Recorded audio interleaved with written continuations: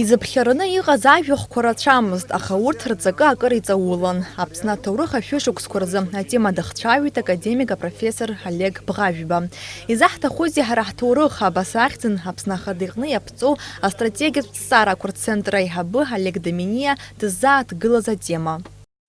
Среди специалистов хорошо известно, какую роль играла каста жрецов в жизни древнеегипетского общества.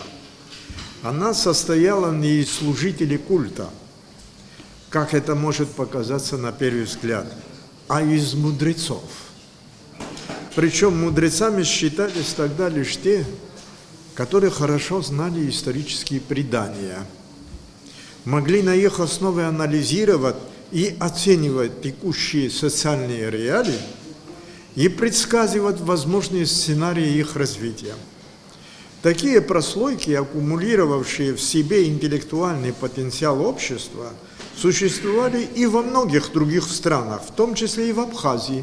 Не об этом ли говорит, в частности, феномен старца, сказителя, старинных преданий, феномен, который наблюдался еще недавно в традиционном абхазском обществе. Астолги жежырка Дермит Гулия ихцхуа аԥсуа ҭҵааратә институти, Нестор Лагоба иҭоурых мемориалтә музеи, атәыла ахада иҿы иаԥҵоу астратегиатә ҭҵаарақәа рцентри, амилаҭтә библиотекеи. Аԥсуаҵара дыратә уаажәлара рықәхра, аҵарауаа ирҿагыланы арепрессиа, митехтәи абааш аҟынтәи археологиатә шәҟәқәа реимдара атемала ажәахә ҟаиҵеит апрофессор Станислав Лагоба. Нужно сказать, что профессиональных ученых, исследователей коренной национальности до этого в Абхазии, в общем-то, не было с теоретической подготовкой серьезной.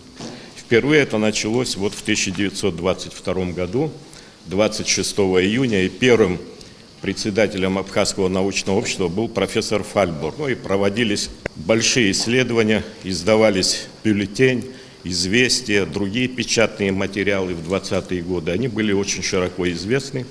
И не всем это нравилось, особенно не нравилось это в Тифлисе, в Тбилиси. Но вот в 1927 году уже были первые, так сказать, потери, потому что Виктор Стражев вынужден был уехать из Абхазии.